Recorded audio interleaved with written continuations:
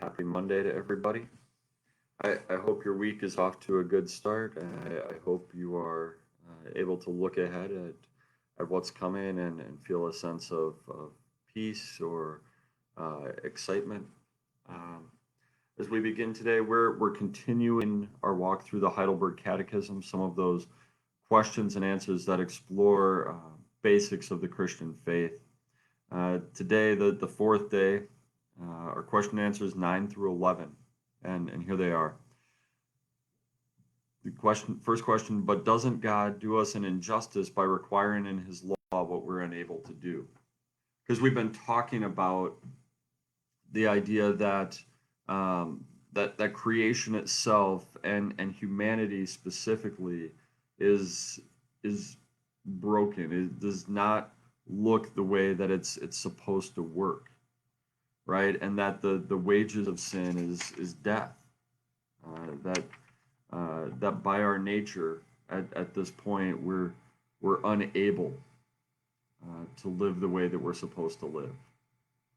And that's something when we look around us, we see evidence of that everywhere, right? If we look within us, we see evidence of that everywhere. So doesn't God do us an injustice by requiring us uh, in his law to do those things that we're unable to do? If we can't do those good things apart from him, isn't it unfair? Isn't it unjust to expect that of us? And the answer they have is no. God created humans with the ability to keep the law. We, however, tempted by the devil in reckless disobedience, robbed themselves and all their descendants of these gifts.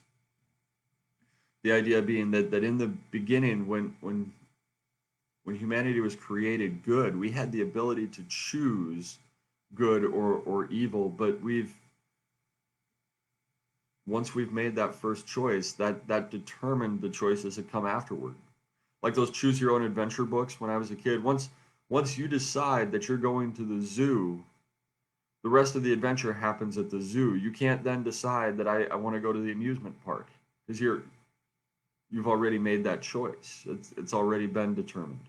So that's the first one. We've started ourselves on this path, and that's where we are. Question 10, will God permit such disobedience and rebellion to go unpunished? And the answer is certainly not. He's terribly angry about the sin we're born with, as well as the sins we personally commit. As a just judge, he punishes them now and in eternity. He's declared, cursed is everyone who doesn't continue to do everything written in the book of the law. And it's interesting to me that so often in our lives we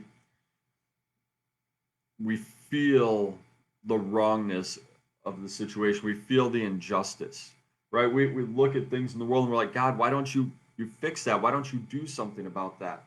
We see people who take advantage of others. We see people who abuse others. We see people who live only for themselves, and we think, God, why don't you do something about that?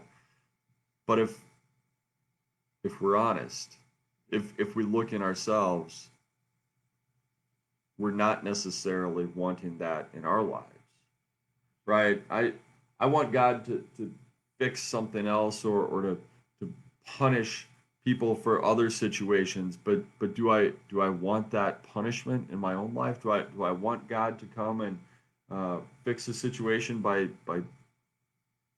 giving me what I deserve? You know, when we look at our own lives, what we so often want is understanding, is forgiveness, is mercy. When we look at the lives of others, or when we look at the world around us, then we want punishment for the situation.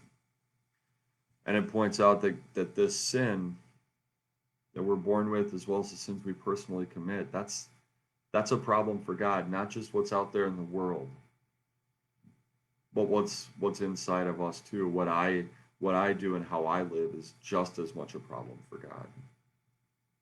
And justice demands that there's a punishment for that. In my life, in your life, in the history of the world. And on question 11, but isn't God also merciful?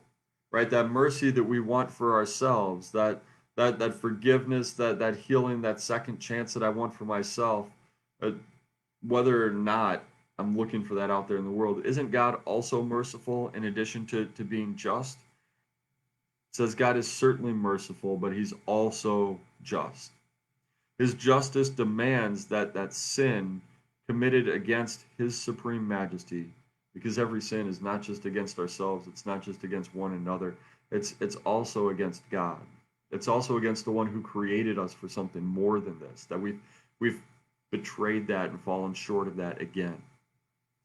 That sin committed against his supreme majesty be punished with the supreme penalty, eternal punishment of body and soul. Right? That's where this road leads. When we've chosen this, when we continue in our own lives to take step after step after step down that path, that's what it looks like, is that eternal punishment of body and soul. That's justice. That's what justice looks like, is that the sins that I commit, the sins that you commit, the ways we continue to fall short, that's where that road ultimately leads. That's the justice that we deserve. When we get together again, so that's the first section, is that chunk. We talked about sin, or I think they label it misery, guilt. The second section is grace. The second section is salvation. They label it deliverance. We're going to begin that next time. Grace and peace to you. Take care.